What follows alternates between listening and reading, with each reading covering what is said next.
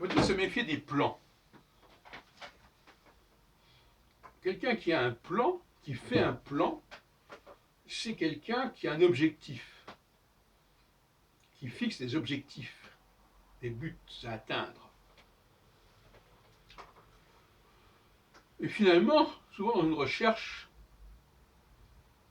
que l'on commence,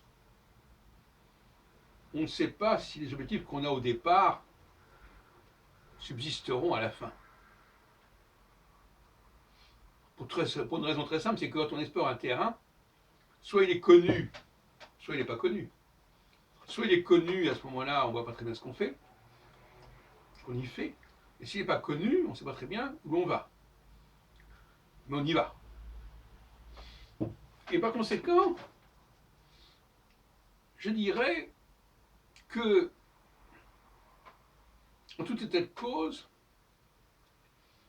quand un travail a déjà avancé, il est bon de savoir, de faire le point, de se dire où est-ce qu'on est arrivé.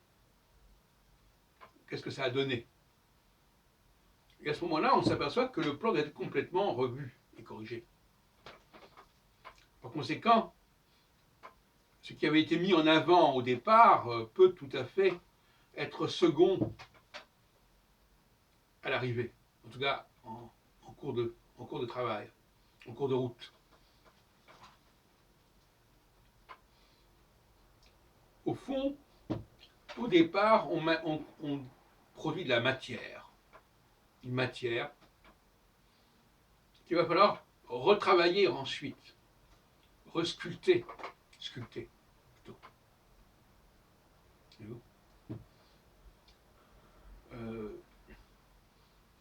Ce qui fait que la structure au départ atteint un stade de ce que j'appelle le post-structurel, c'est-à-dire que de quelque chose qui est structuré, ça finit par se déstructurer. Et après, il faudra le restructurer. C'est cyclique. Je pose une structure au départ, éventuellement, je dis, je vais faire un plan comme ceci, comme cela. Et puis tout ça, ça va se transformer, ça va partir un peu dans tous les sens. Et après, il faudra passer par une nouvelle phase de structuration, qui, elle, sera beaucoup plus intéressante parce que ça sera un matériau nouveau qui aura été mis en place, mis en évidence,